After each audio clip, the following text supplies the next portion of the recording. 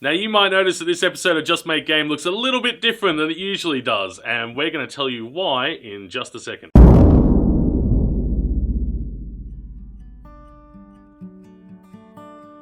Okay, so the video quality, as you will have already noticed, is a lot better than usual, and that's because one of our long-time viewers and a patron of ours, Batesy, has generously offered to send us a big bunch of camera equipment, very expensive camera equipment, and he did, and now we're using it. And that's pretty exciting because previously every single thing we filmed was on a GoPro, and that's what we've been using it for years now. So what does that mean for you guys watching? Well, our video quality has gone up, so you're going to get some cool looking new videos. And also, we're not tied to the desk anymore where our good microphone was. Yeah, that's a good point. It's like all our audio was previously just done through the Blue Yeti microphone, which is like literally stuck to my desk. This has a wonderful microphone that came along with it.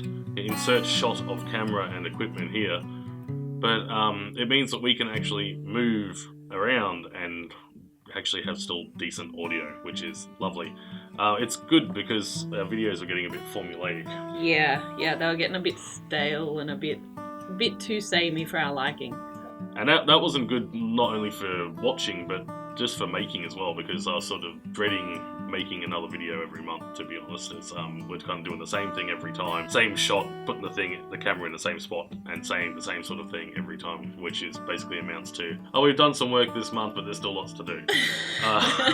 So, thanks to Batesy, absolute legend. Everyone should stand up and give him a round of applause. Thank you, Batesy! We can now change it up a bit. We've actually now got the equipment and the ability to change it up, what we're doing, and mix it all up a bit, which is going to be fantastic. It's going to be so good. We can take you all out on adventures now. Yes, that's a good point. We can actually leave the house, even though we probably won't.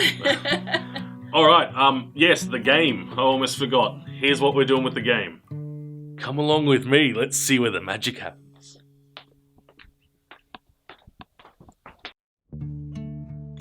This month, I have done more special abilities, and specifically I've done some of the sound effects for those. I've also done some more of the god's sort of actions that he can partake in to ruin your life, and sort of tweak some of the variables with him. But along some of the abilities that we have, I've been going through, if any of you watched the live stream where I did a bunch of sound effects.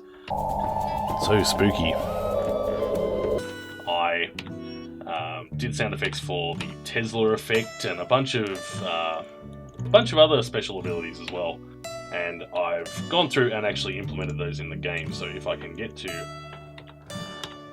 a spot where I can show you, well, a good example is the Forbidden Knowledge here now has sound effects.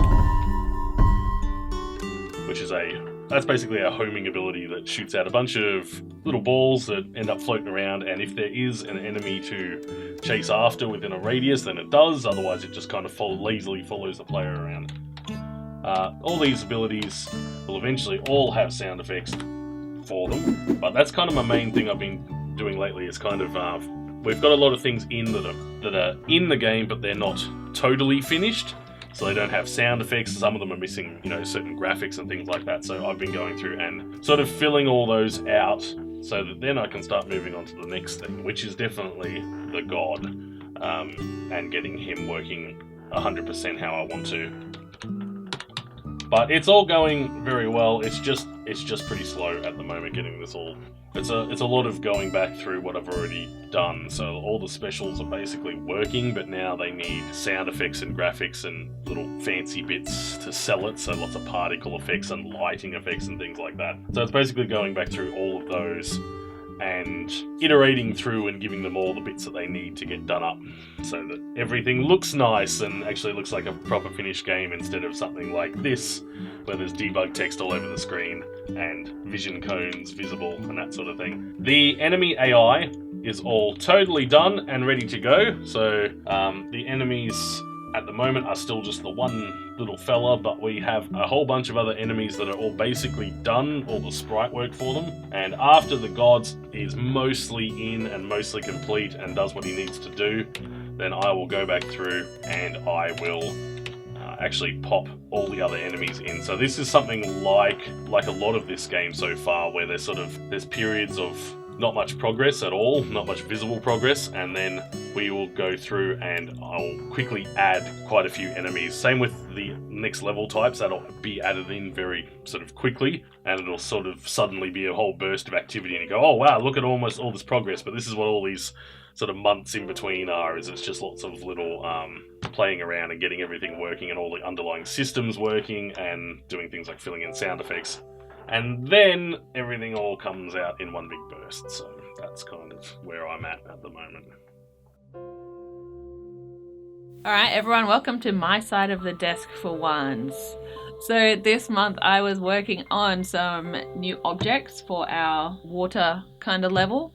I haven't got too many done yet, just playing around with some different ideas. So new benches, new plants, new statues, maybe they'll come to life, who knows, we'll see. Some little pond kind of thing. So this one's going to have lots of water related stuff, so fountains, we're going to have some cool looking shrines, some candelabras, and like real tall ones like the size of the player. I've just been kind of having a look around, doing a bit of Google image searching to find some ideas that are going to look good in this level and making a bit of a list for that as well. And the other thing I did this month was the player death animation. So you know, the one I forgot about last time. So all of the players or playable characters now have a death animation. Let's make it work.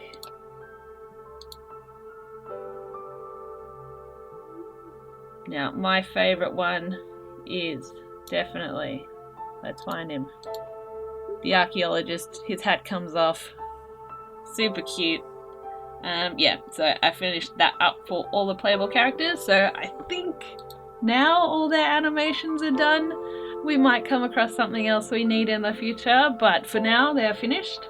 Another thing I did this month was writing little character blurbs for all of the different playable characters, just to give them a bit more of a background, make them a bit more interesting. And you might have noticed I've put a few of them out on Facebook and Twitter and up on our Patreon page as well. So those will keep coming. They're actually really fun to write. Something good about Twitter sometimes, you only have so many characters. So I had to squeeze all the information I wanted to into those.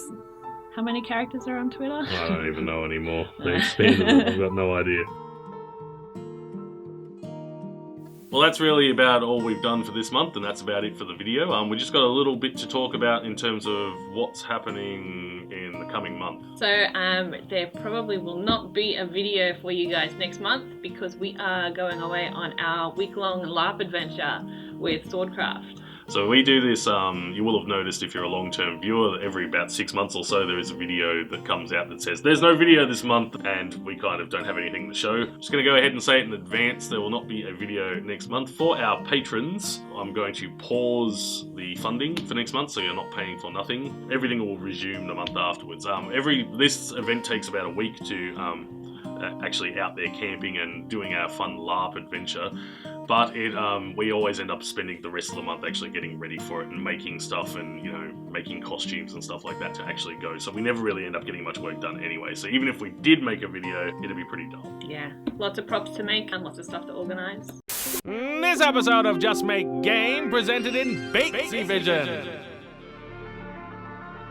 Major funding for this episode of Just Make Game was provided by Vin Hill, Tyler Heil, Roman Kovalev, Raf Bluffin, Jono, Ivan Makarevich, Jin Yang, Dennis Soy, Connor Bowen, Charlotte Harper, Bumper Car Studios, Ben Kersnovsky, Batesy, Alan Pask, and viewers like you. But yeah, I think that's about it. Thanks for watching, guys. Thanks so much. We'll see you in 2 months. 2 months. See ya. Thanks.